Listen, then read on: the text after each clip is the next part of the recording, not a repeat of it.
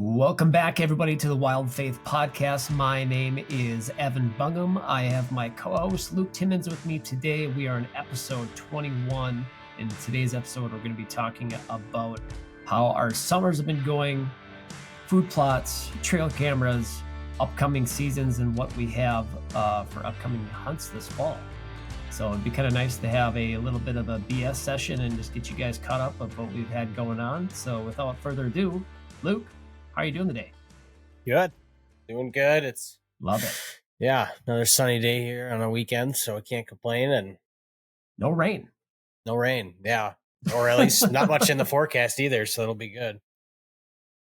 Yeah, this is it's kind of, hopefully we can hold out here for at least another 2-3 weeks of a little bit of dryness and then start getting those, seasonable weekly rains again. Wouldn't be bad. Better than the 6 inches it feels like a week we've been getting. So yeah, it's been crazy, and so it'll be nice to get back to some normalcy, some sunshine, and enjoy the summer before we know it, because it'll be fall. It's gonna be here, man. It's coming. The bug has bit me, so I'm ready for fall to be here, and I love summer. Don't get me wrong, but it's funny, man. You throw a couple kids in the mix and throw life in there, and it's summer's a blink of an eye and it's over. But for us outdoorsmen, it's kind of a welcoming, warming sign knowing that bow hunting is just right around the corner and a fun fall. So yeah. I mean, it's just over 2 months away. It's crazy. That's right. And you have been busy getting trail cameras out. So tell me about that. Yeah, I got some out, and it was, like you said, ready. I'm ready. I'm a little bit ready for fall now. I still want a little bit of summer, but the bugs were disgusting.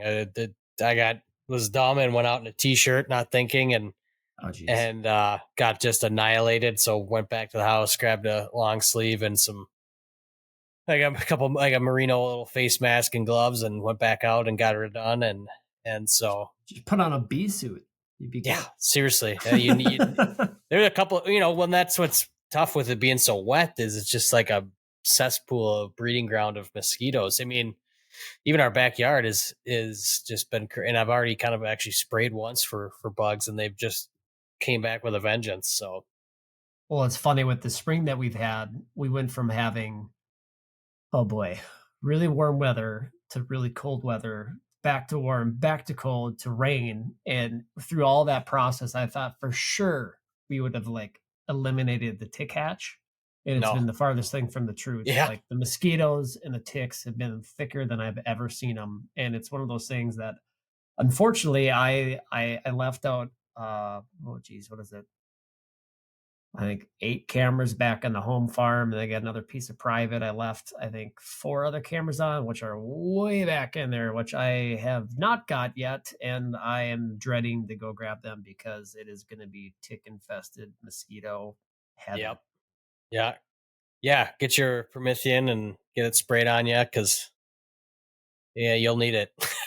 They're nasty, but. Well, tell me a little bit more about where you got your trail cameras out. I also know that you just got the new Reveal too. Yeah. Yep. Picked up the new Reveal Tacticam. Figured nice. I'd give her a shot, see what it's all about. But no, I kind of just put them out in spots where I had first hunted this property last year, able to hunt it again this year. So still trying to figure it out. But I mean, just kind of focusing in on some travel corridors, where I've seen them. I mean, it's tough in the summer to sometimes follow a game trail, but if you just kind of focus in, you can usually find them. And so kind of when looking there, and, obviously with the rain and everything being wet, that helps with, footprints and just, mud and just finding that stuff. But, and then, a majority of, I'd say of the, if you broke down this piece into a rectangle, like of the 4 sides of a rectangle, 3 of them are covered in beans. So, nice. So, focusing in on some beans, obviously if there's a creek that runs through there, so water, is important, especially with it being so dang hot.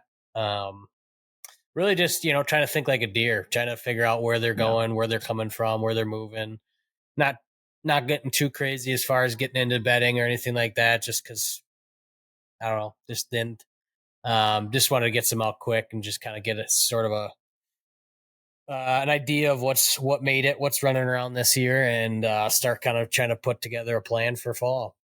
Nice. And this is a property too. Now this is year two that you've Hmm. had permission on it. And I know that you got kind of limited access due to time, Yep. but on another good note, you did score another lease that you were telling me about. Can you just tell me about kind of, I don't know if you have Hmm. cameras out there yet or not, but maybe just break down a little bit for me the strategy you're going to have for just implementing kind of a plan to, hopefully get inventory of what's running around and just kind of for the fall, what your plan is for that piece. A little bit of both, a little bit of boots on the ground, a little bit of probably more boots on the ground, and then getting, because with it being a brand new, I fenced ahead, hunted it a couple times last year, so Sure. it's kind of, there's not a true like woods to it. It's more of a slough that's kind of bisecting a couple different woods, which can be money if you. Oh, for sure. But so yeah, same kind of concept. Just trying to focus in on where deer would. I'm assuming a lot of that is going to be more bedding because it is thick, grasses mix. There's a row of trees on the north end that I could for sure get a tree stand up into, and it's just more of, is it a good spot? And then that north, southeast, southwest corner of it too is got a couple big pine trees that I should be able to get up into, and so yeah, I'll get a couple cameras out again covered in beans, so it'll be a good early season spot. Um, Creek running through it, so there's plenty of water. So it's Nice. kind of like a little perfect habitat for not only deer but for pheasants. And then even last year we kicked out some ducks out of there too. So Oh, nice. yeah, it'll be That's fun. exciting. Yep. That's that's good. And tell me a little bit more too about the reveal that you just got. I know that's the new one that they just dropped. Is there any Hmm. new features on that you've seen that you haven't with any other cell cameras out there? I mean, just ease of access is number one. It's kind of dummy proof. That's good. You can, depending on how many, pictures you want, a month, you pay for whatever on that. The nice thing with that, and it's not new to this camera, but the nice thing with, moving on from some of the older cell cam models, you had to either go Verizon or AT&T for your provider. And it was kind of a crapshoot depending on where you were of which one would work best. So the nice Sure. thing with this one, and it's like I said, it's not new to this one, but it's new to me, but is that it just picks whatever one is best, either Verizon or AT&T. It doesn't matter. So Oh, that's nice. That that's the nice. app, the app, I was just gonna pull it up here. The app's super nice too, clean. Feel like I'm running an ad here Pretty sure for them, but that one gets video too, doesn't it? yep, yeah, you can request videos and stuff, and it's it all comes back to how much you you know want to get from them. So it is pretty Yeah. nice, and being able to they have um you can what am I trying to say here? You can target certain deer on it. Sure. You can tag pictures, be like, okay, this is you know big eight, whatever you want to call your deer, and that way you can kind of slowly start to put Oh, a that's pattern nice. pattern together. So that'll be kind of fun to start playing with once we get some bucks running around, moving through. So It's been kind of fun, the last couple of years. So I'm slowly making the switch over to Reveal as well hmm from Spy Point and get a horror story from Spy Point. I just remember 2 years ago when we had our lease in South Dakota, we were just getting boots on the ground for the first time, and we wanted to get cameras out. So we all bought cameras, but we never realized that out there, it's good luck. AT&T land and not Mm. Verizon land. So we bought like 12 Spy Point Verizon ones that did not work. Yeah, that would do it. And it was funny because we got back there and we're just like, well, this stinks. So we returned them all and it was all good. But it's I was gonna say the correlation of tagging your deer and having the ability to kind of network and figure out which deer is which and then be able to cycle through photos like that's so nice. And then the last couple of years I've been using Deer Lab, which is maybe Mm. an outdated tool, but I really like it because I can save those tags and that information and those metadata files from Reveal or whoever it is, and then upload that to Deer Lab, and it already cycles it through, and it gives you that heat map of where you've had those photos and best times, moon phases, all those different things. So that's kind of been nice to be able to use that in correlation to with the cell cameras. And we were talking a little bit beforehand about just the crazy difference of technology that we've had in the last 5 years. Not just from fishing with Panoptics and active target, but now we're in the world of cell cameras, and now states are finally start to implement some restrictions and laws against just trail cameras in general, but really mainly on the cell camera standpoint. But where do you stand with where we're at with technology today and utilizing that to the advantage for your hunt and stuff? Like cell cameras? Yeah. I mean, I use them. I don't know. It's like, where do you draw the line with anything? I think you can definitely overdo it, and you can and whatnot, but they're helpful. They, I think a big one for me, the number one, I guess, would be that I don't have to go in and pull cards and blow up 100%. The woods a little bit. That's huge, especially come in season. It's important, obviously, even out of season. I know you got to get, we'll talk about it here too, is food plots and stuff in, and tree stand maintenance and getting new sets hung up and whatever. And, that's all part of it. And, the deer get used to it to an extent. But I think especially in season, if you can minimize the amount of time you're in the woods, the better. 100%. For me, I don't, if it's a dummy camera, then I don't try it. I'm camera. Yeah. Right. I don't pull them unless I'm going to that stand or I'm walking by that camera kind of thing. I don't make it a mission to go, I gotta go check this camera. If I don't check it all year, well then, whatever, I guess, because I don't want to. You just got the historical data that you can go back on. Right. Yeah. And I don't want to blow out that section of the woods that I'm trying not to or whatever. So, I mean, yeah, I guess I use them. So that's my stance on them. That's true. And it's, I find it so funny now that we call, non-cellular cameras dummy cameras now. And it's not just us that says it. I've heard it from a lot of people where it's just like, they're still great trail cameras. They just can't send them to your phone, and they have a purpose. They do. But I just have vivid memories of, this is where you're young and dumb and you're learning. But 6-7 years ago, back when I was in college, like I'd get home from college and be home for the weekend. And the first thing I would do on a Friday evening, I would rip through the woods with the 4-wheeler, go pull every trail camera trip in the woods, and not knowing at that time that I was kicking out probably every deer every deer in the section. I'd still have a good hunt. I'd still see the local does and the local little bucks and 3.5-year-olds, but every 4 to 6+ year-old buck was gone and not back for weeks. And I never could figure out why. And it's like, well, yeah, you dummy, you just drove through the whole woods. Right. So it's been nice to be able to have, and I really like the cell cameras, just from the fact of knowing, I know my brother is at home and the rest of the fam's there, but from a security standpoint of knowing, what's going on, we've had some issues with trespassing in the past and nipped that in the butt, but that's nice from that standpoint of me just keeping an eye in the woods and what's going on. Cause be blown away when you don't know what's, you just have 24 access to be able to figure out what's going on. So it's kind of nice to be able to know that everything's all safe and sound and good. No, for sure. And yeah, I mean, like you kind of alluded to it too. There are some states that have banned trail cameras across the board, whether it's, I mean, Utah, Arizona, I think Montana during restrictions now, and some of those are dummy and cell cams. So even Minnesota now you can't have cameras on public land for more than a day. Yeah, that's been a few years. Been around. I don't know exactly when that started, but yeah, that was.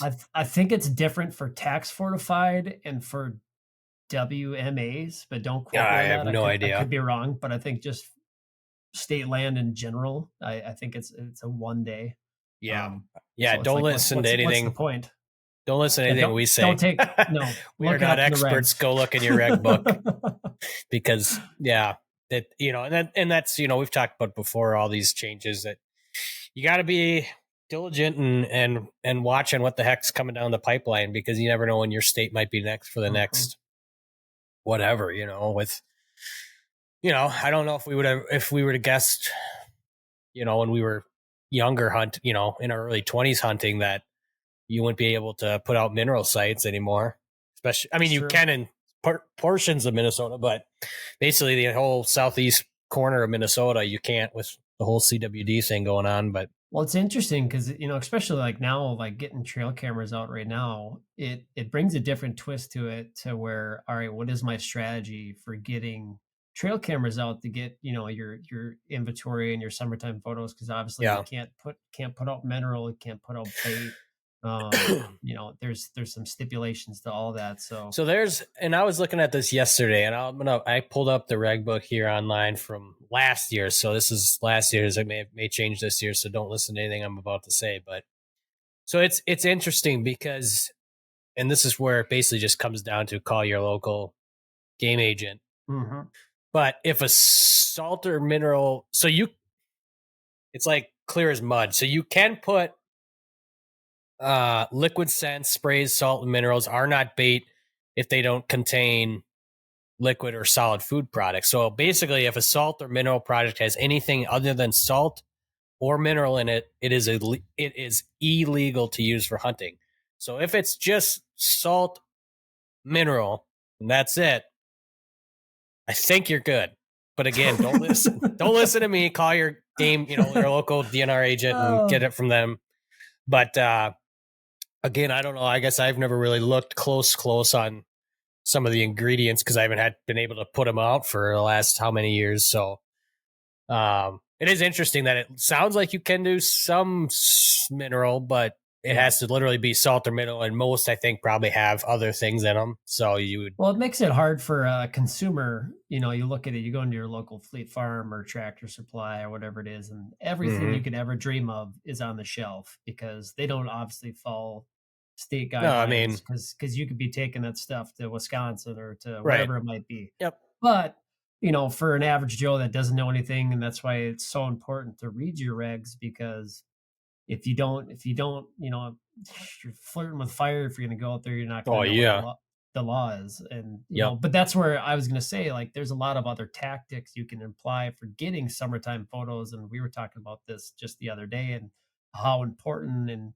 how much I've learned from, shout out to Jeff Sturgis. I've learned so much from him in the last 4 or 5 years now, just consuming all of his content. But like for me, I don't really need it. I mean, there's historical, I guess, Mm-hmm. mineral sites that we have on the farm that the deer still use that were from years ago. Mm-hmm. But from a trail camera perspective, I mean, like sticking to the outside edges of properties, finding the Yep. food. Like we said, Yep. our farm is surrounded by beans this year, which is usually a better year for us since that'll keep our corn longer, and then the Mm-hmm. deer just really hammer home the beans. But finding those inside pockets of field edges of where Yep. naturally deer funnel to, getting cameras there. But not only that, but talking about Sturgis and utilizing just the grapevines, like just having those mock scrapes. And we have probably, I don't know, it's 8 or 9 maybe on our 68 acres, and, it's those are dynamite, man. I mean, every deer from a little fawn to the oldest buck on the farm is using those year round,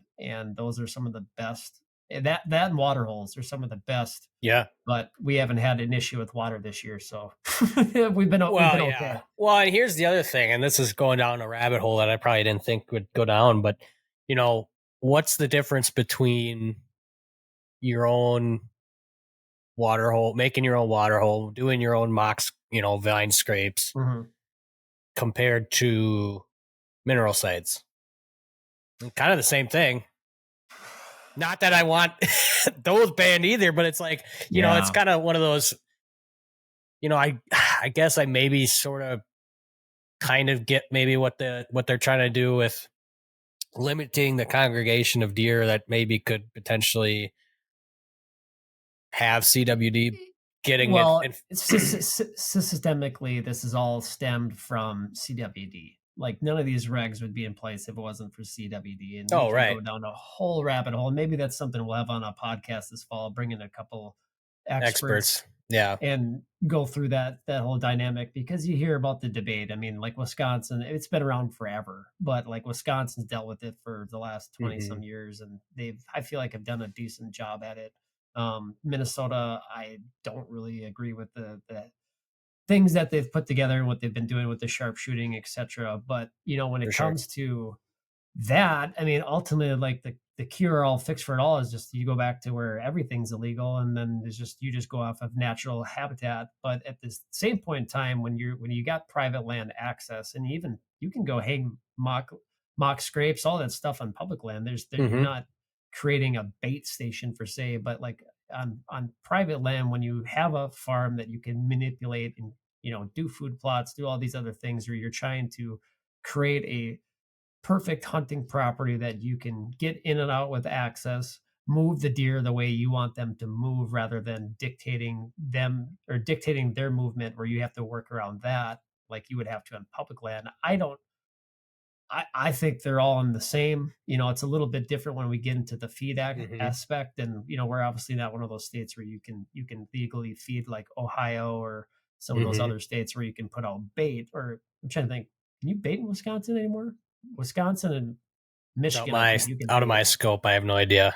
So. So I think there's a divider line between that aspect. But if you were to tell me like what's the difference between like a salt lick and mock scrape and putting out scents, I'd say it's all in the same category, where it's you're going to get a congregation of deer that are going to corral to that. I mean, what's the difference if I were to stick all three of those things into, like I said, like a corner pocket of a wood edge on a bean Mm-hmm. field? The deer are naturally going to funnel there regardless. I'm just Yeah. emphasizing that spot that those deer need to be there, and I want to get their photo. Mm-hmm. No, for sure. Yeah. I mean, I'd go back on one thing just to make sure you can't on public land. You can't like cut a vine technically. No, no, So you bring can't your cut own. limbs. Yes, Yeah, because and that's where it's like you said, just read the reg book. Don't listen to yep, anything we say. yep. We Yeah, just it's just like we'll just put a little disclaimer at the bottom of it that we're not lawyers or doctors. We can't give you no, medical or legal advice. nope, yep. Preface that, yep. No.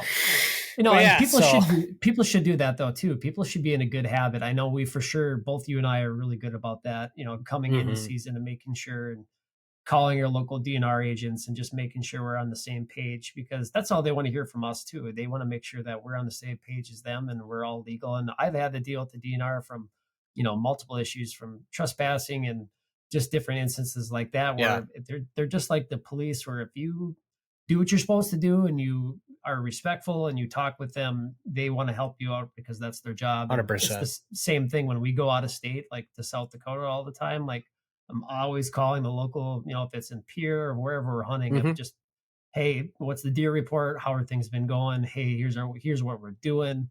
Does this make Mm-hmm. sense? Are we in the guidelines? And get a thumbs up. And it just gives you a sense of like you're not walking in that gray area of where it's like, Oh is yeah. this legal or not legal? Because the last thing you want to do is get robbed of, a hunting season or get dealt a fine. Oh yeah, or worse, right? So I Yeah. mean, yeah, that's a good point. I mean, when in doubt, if you have questions, don't assume and just call the local DNR agent and get it from Mm-hmm. them because they're the experts and they'll tell you what's good and what's not. But and I think across the board that just sets a better precedence for hunters across 100%.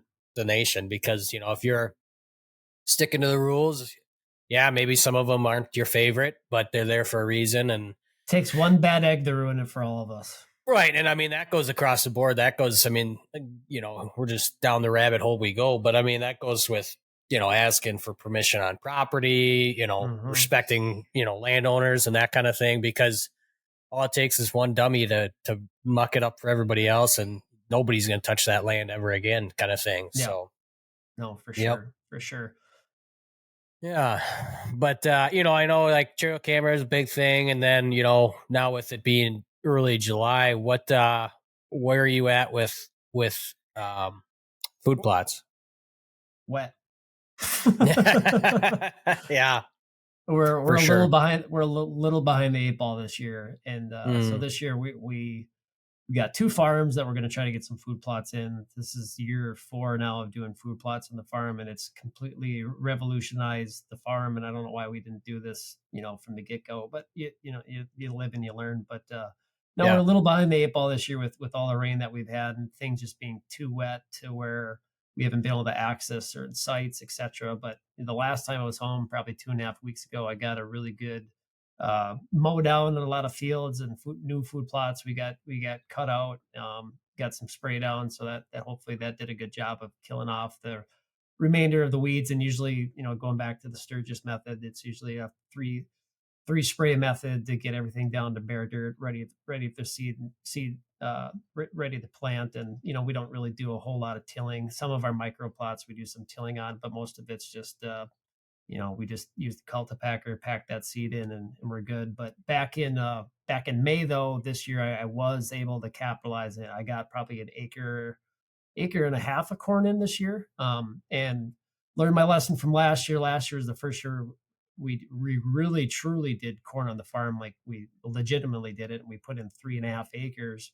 But it was also my first time running with a two row planter, and I didn't realize that I did not plant it nearly as thick enough as I needed to. So we Yeah. the deer had that thing mowed down from cobs to the stems all the way down to the dirt by about, man, it had to been like October 5th or 10th, and we had nothing going into fall. And I think that was a part of the drought too, that they really were just emphasizing on that green, just there must have been some water moisture that was in the leaves and Hmm. stuff that they ate it all down and the stalks. But kind of funny how that happened, because we're in egg country where we're at. I mean, you hunt on the farm and you hunt by a nearby farm, and we're surrounded by probably a mixture of like 60% ag and 40% woods. And man, there was bean fields and cornfields for all days, but they just decided to level our food plot, which is fine. But it Yeah. just sucks we couldn't use it. But this year I hand spread everything this year rather than using a planter, so it came in a lot thicker. Hmm. And it looks really good. So we just got to get one more Roundup application on that corn, and that should deal. I mean, it's got to be at least waist high now, so that should be good now with that. And I think when we come home here in a week here, we'll probably get one more application to spray down, kind of prep all of our plots to make sure they're ready to go. Maybe we'll do a little bit of planning, and then hopefully by that first week of August is usually the golden rule for where we live, of getting brassicas in, getting Hmm. late season planted clover in, as long as we have seasonable rains. And I got to give a shout out to you and my brother Eric for helping us out last year, because last Hmm. year we couldn't you couldn't you Goodbye, couldn't rain. afford couldn't buy rain, and we planted that first week of August, and we had to replant. I think it was that week before Labor Day, and we It got sounds lucky about that right. we got probably about the acre and a half we got to grow. But this year I think we'll be sitting right at probably maybe 3 acres of food total. With all, I think we got 8 kill plots, and then we got 2 destination plots that we'll put in. And this year, actually, we're transitioning a turnover year from what we had. We used a lot of that no BS from Domain. I feel like we've Mm. used everything. We've used everything from Sturgis's brand stuff, from Albert Lee, the co-op down there. We've used Domain. Hmm. We've used stuff from Northwoods Whitetails, and some of the best stuff we've had luck with has been the stuff from Northwoods Whitetails and Domain. Yep. But primarily this year, I think we're going to be using a lot of Domain's products just because they've worked, and we've had good success with them. But I think we're Yeah. going to use a clover blend, with a mixture of no BS in all of our kill plots this year, Hmm. just because they seem to do the best. Half of them are in the open, half are in the shade, and Yep. so those will be the big ones. Last year I think we had 3 destination plots, and we kind of learned that the one plot that we had in that 3 acres of corn, it just wasn't the right spot. Obviously, maybe it would have been a little bit different if that stuff would have came in and the deer didn't Yeah. level it. But no, that's trial by error. I mean, it's one of those things where we never brought in a habitat consultant, when we first really started doing food plots, and maybe we should have. But I feel like I've learned a lot through the years, and how that, because I mean the reality of the food plots is you could have a great property and turn it into a horrible property with putting food plots in, just because you're bringing more deer. If you're not mapping that property out properly with your access and deer movement, it could be detrimental to a farm where you're never going to kill a 5, 6 year old buck. But that first year of food plots, we killed 3 studs out there, and then I think the next year we killed another good one. Had a couple of close calls, and this last year I don't think anybody shot one this last year. But it was Nope. also kind of a weird fall where I think we didn't have as many opportunities to get in the woods that we would have liked to. But I think this year is going to be a good year. I know we got, like I said, you got a neighboring farm that you hunt too, so you see a lot of the same Hmm. gear we do. But I want to say there's got to be at least 3 or 4 studs running around this year for sure. I know there's 2 that are going to be absolute hammers Yep. that should be on the farm. So it'll be curious once we get. And that's another thing. I got to get I don't have any cameras out right now, so I got to get cameras out next week, Hmm. and be curious to see what's running around. No, for sure. Yeah, and that's like you said, it'll be here before we know it, and Oh yeah. yeah, it's gonna come quick. And then, on that note, we got South Dakota coming up this fall and a Yep. bunch of other We all stuff. we, But we all we all drew tags, and you're the lucky one. You drew a rifle tag this year, so yeah, congrats. yeah, I ended up drawing both archery and rifle, so I'm gonna go rifle. And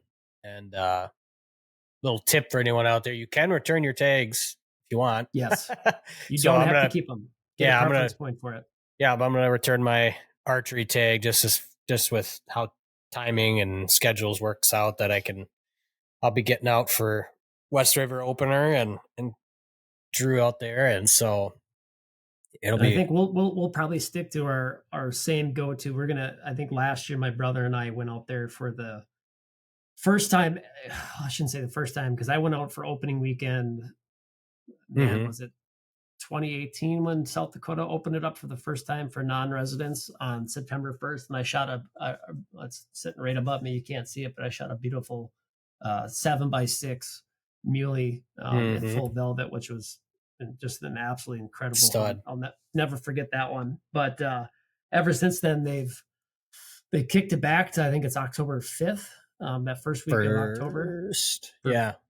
or first maybe Yep. for public. And my brother and I went out there last year, and man, was it a zoo. This is and just like I feel bad for the public land guys because they get shit on so many times because they don't name drop where they're at and stuff like that, but people figure it out and they put a Yeah. lot of Oh hate yeah. on them because it's like, well, you're bringing a ton of traffic. And South Dakota's one of those states where this will be my 10th year hunting out there, and no one from an out of state perspective did that hunt back in the day, and now it's become one of the most popular states probably in the Midwest.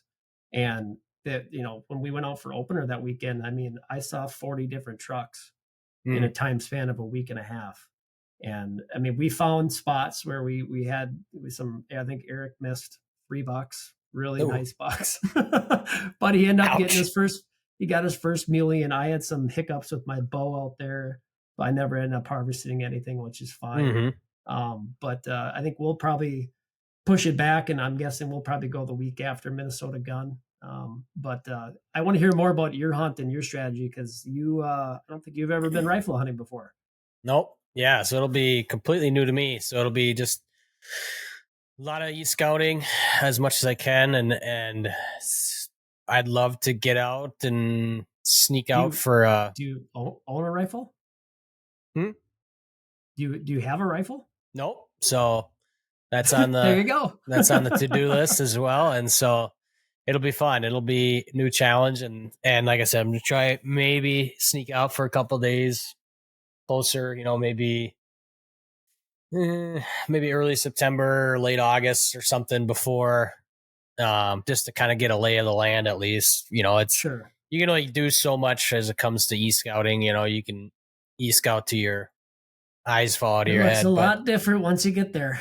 yeah, cuts look like nothing on the map, and then you get into it and you can't see where you had initially planned on. So it'll be a learning experience. It'll be fun though. So got a couple spots in mind, and I got a buddy who's been not in that unit but near that unit and has a little bit of intel anyway. So probably get together with him here in the next month or so and kind of Nice. get an idea of what to expect and where to maybe look. So That's good, man. Yeah, no, it's gonna be a fun hunt. It's one of those things where I thought 100% I was going to draw my rifle tag this year because this is year 3 now of preference points. Now I have 3 preference points, and Mm-hmm. I didn't draw that. And you got to think, it's been 10 years. I've killed 4 bucks out there, Mm. killed some does, so it isn't like I've come home empty-handed. But man, I have wanted to seek vengeance on deer out there because I couldn't tell you how many different times that I've seen just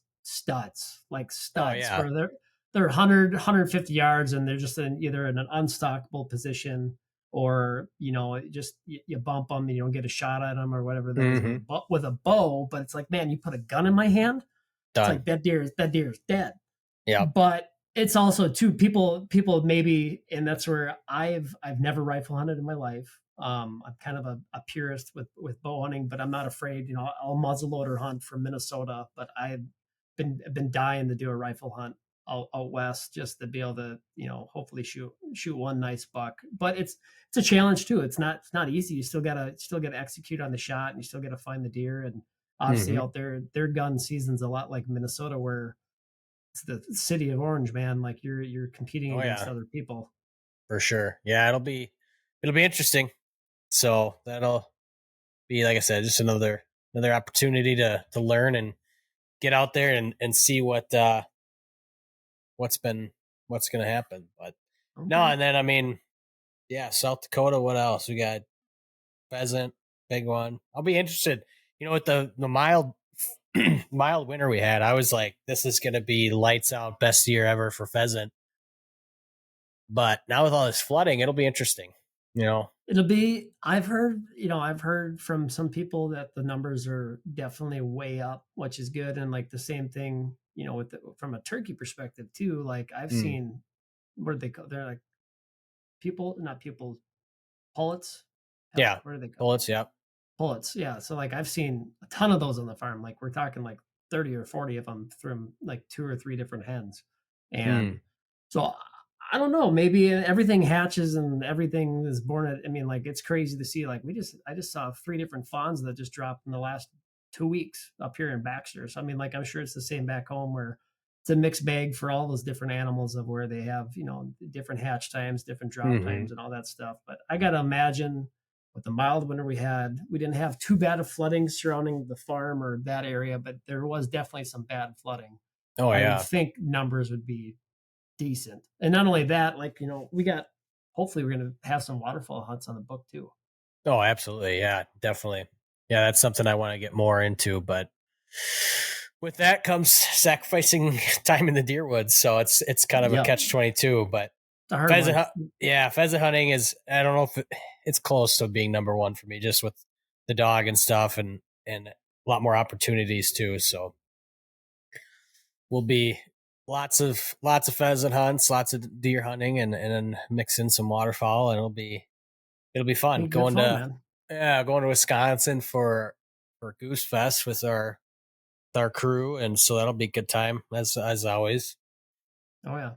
Yeah, no, that's good. And it's funny because we're getting to that bubble now, where if it's go time, and it's Oh like, yeah, yep. you should be okay. And like, it's funny because our wives joke about it all the time, of like, how can you spend so much time thinking about this stuff? And obviously life's been busy. You got two boys, and I've got a Hmm. daughter now, and we're busy with sports and traveling and all that stuff, where it throws a wrench into, yeah, I shouldn't say it throws a wrench because those are blessings, but it throws your priorities shift a little bit, to where Oh it's, yeah, you're not thinking about stuff constantly, and then you feel like you're behind the 8 ball. But man, there's still, for anybody out there, there's still a lot of time to get stuff situated and ready. But it's go time. I mean, it should be oh all yeah, pistons firing, getting ready for season. And I'm excited, man. It's gonna be good.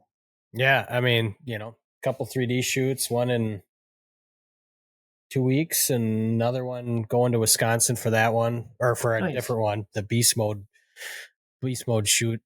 And so it'll be those will be good to get some fun shots in and some practice. And yeah, it's gonna be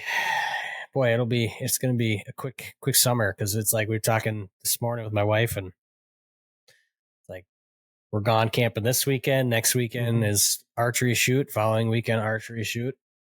Then we're going up north with my family, and then it's boy, Nice. it's It's time.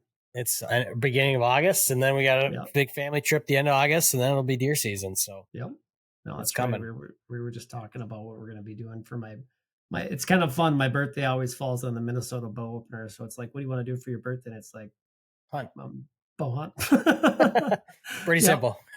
Yep. Yeah. So it's I'm definitely excited, and I just got to keep hammering and shoot my bow. And for anybody out there too, like just 2-3 times a week, or just getting it like I have it. Like I love to shoot every night. So I mean, it's like one of those things where it's therapeutic for, I know, for both you and I, but it should be definitely go time for shooting your bows and making sure your tree stands are good. And if you're getting food plots in, that's a whole realm in itself. Like you should have your own priority book for that. If you get to be middle of August, it's not too late, but I would say probably for us, Southeastern Minnesota, Labor Day is probably the last stand of getting anything in realistically. Yep. But no, man, I'm excited. It's going to be a good fall, and it's going to be lots of adventures to be had, and media to shoot, and content to create. And we're excited to kind of walk everybody through that and take you with on the journey. Heck yeah. It'll be fun. Be good, dude. Sweet. But this was kind of a short and sweet episode. We just wanted to give you updates of what the heck was going on in our lives. We haven't done that for a minute, and what we have for the fall. And I'm sure we'll do another kind of more of maybe in-depth session of what we have for fall strategies going into, for Minnesota. And then maybe we'll do a separate one for what our strategies are for South Dakota this year. But that's good deal, man. Well, sweet. Guys, thanks for listening to this episode, and we'll see you next time. See you next time. Thank you for joining us on this journey through faith and the great outdoors. We hope today's episode has inspired you to seek God's presence in the wilderness and deepen your connection with nature. If you enjoyed today's discussion, don't forget to like, follow, and subscribe to the Wild Faith Podcast on your favorite platforms, including Spotify, Apple Podcasts, YouTube, Instagram, and Facebook. By subscribing, you'll never miss an episode, and you'll continue to be a part of the Wild Faith Podcast community. We'd also love to hear from our listeners, so please don't hesitate to reach out with your questions, comments, or topic suggestions. You can connect with us on social media or through our website. Your feedback is important to us and helps us improve and tailor our content to better serve you. And always remember, the great outdoors isn't just a playground for hunting and fishing. It's a sanctuary for finding solace and spiritual renewal.